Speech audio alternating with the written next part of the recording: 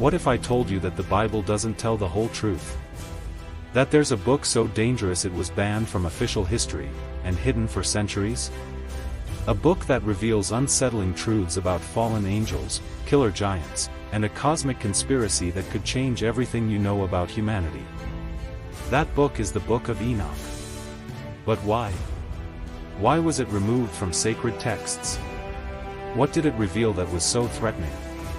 In the first part, we dove into the Book of Enoch, a forbidden text that unveils a story buried for millennia.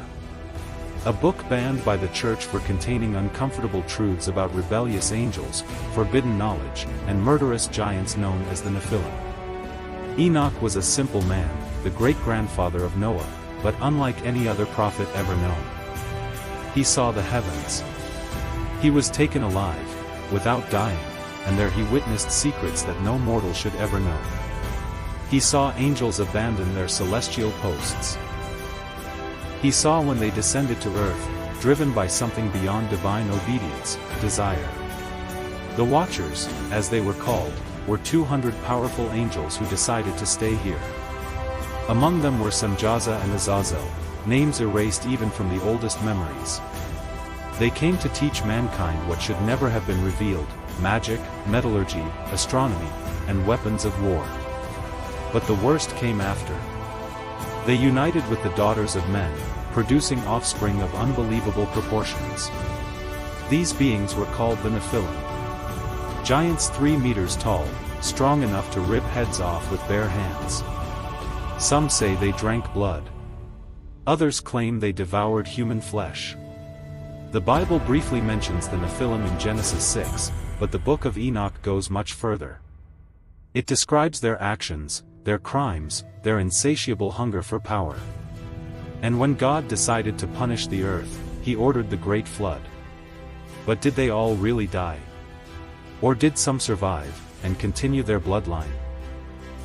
Here arises the biggest question: if these giants were destroyed, why are there so many archaeological findings around the world suggesting otherwise?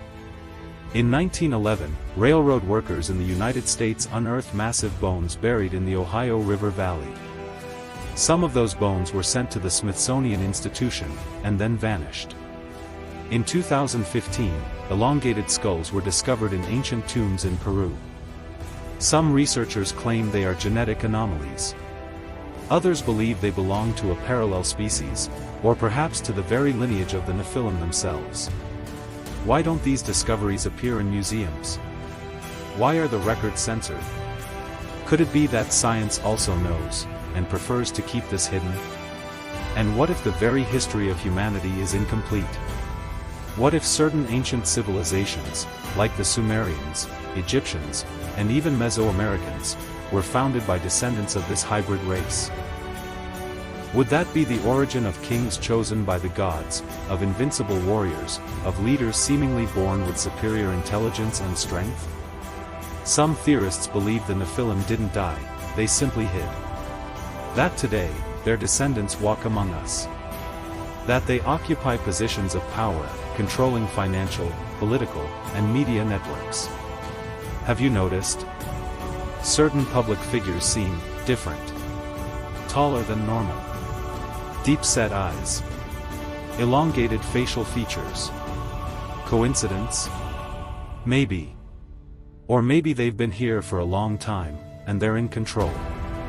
What if today's secret societies are actually guardians of this lineage? What if they know everything, and are protecting this secret? The Vatican denies it, but there are internal reports of ancient documents describing the bones of enormous creatures, and even portraits of beings that look straight out of the Book of Enoch. One anonymous priest claimed to have seen a skeleton over 3 meters tall inside an underground chamber beneath St. Peter's Basilica. When he asked about it, he was threatened, and transferred. Why would the church keep something like that? To protect whom, or what? In 2018, a video leaked on the dark web. It showed soldiers capturing something, or someone. A tall, silent being with glowing eyes. It was removed hours later. Fake footage? Or proof of what everyone fears to admit? Reports of sightings of tall, silent beings appear across the globe, from Russia to Australia, from remote forests to underground tunnels beneath major cities. Is it coincidence? Or have the Nephilim returned, and now live among us? And if that's not enough to make your skin crawl, consider this: throughout history, countless legends speak of a hidden elite, a ruling class that has controlled the fate of humanity for thousands of years. From the pharaohs of Egypt to the kings of Europe, from secret orders like the Illuminati to modern-day billionaires who seem to operate outside the laws of society, could it be possible that they all share something in common? Could it be that they are not just powerful by chance, but by design? There are whispers that the bloodline of the Nephilim never truly ended. That it evolved. That it learned to hide in plain sight.